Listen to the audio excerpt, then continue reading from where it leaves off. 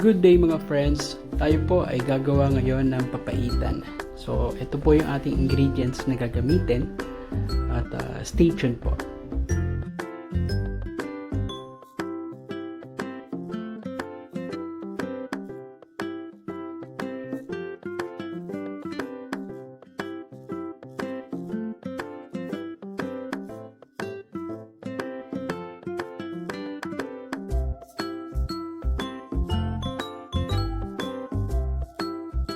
Ito po yung bile o yung apdo. Ito po yung nagpapapait.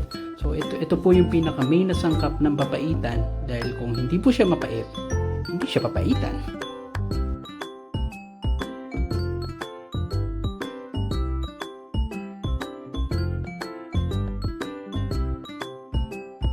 Tayo po ay magpapalambot ng ox tripe saka po yung small intestine.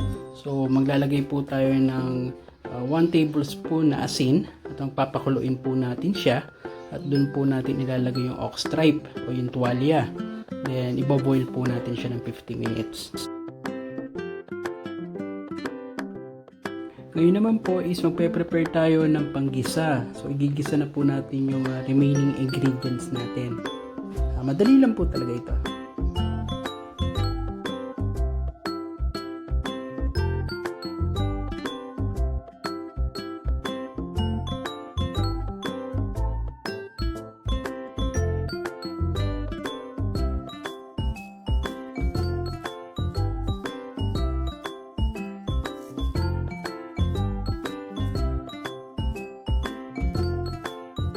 Then, gigigisa po natin siya ng 4 minutes.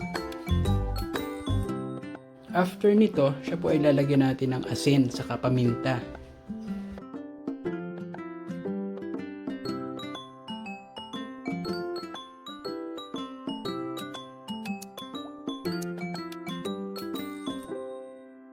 Then, next is lalagyan po natin siya ng 4 cups of water. And depende po kung gaano karami yung inyong karne. So, ganun din kadami yung tubig. Pwede nyo pong dagdagan.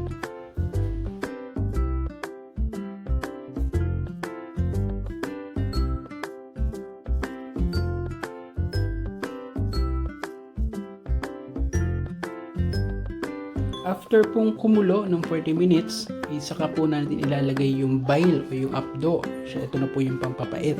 Then, sisimmer po natin siya ng another 5 minutes. Then, after po nito, our 2 last ingredients is siling haba o yung finger chilies and then calamansi juice. Kung wala naman po tayong calamansi juice, pwede po tayong gumamit ng lemon. Kaya lang, mas mahal nga lang po yun. Kaso nagtitipid tayo. Saka mas mura po yung calamansi juice. Mas masarap pa. Then, yan po ang ating papaitan. I hope you like it. Please subscribe and enjoy cooking.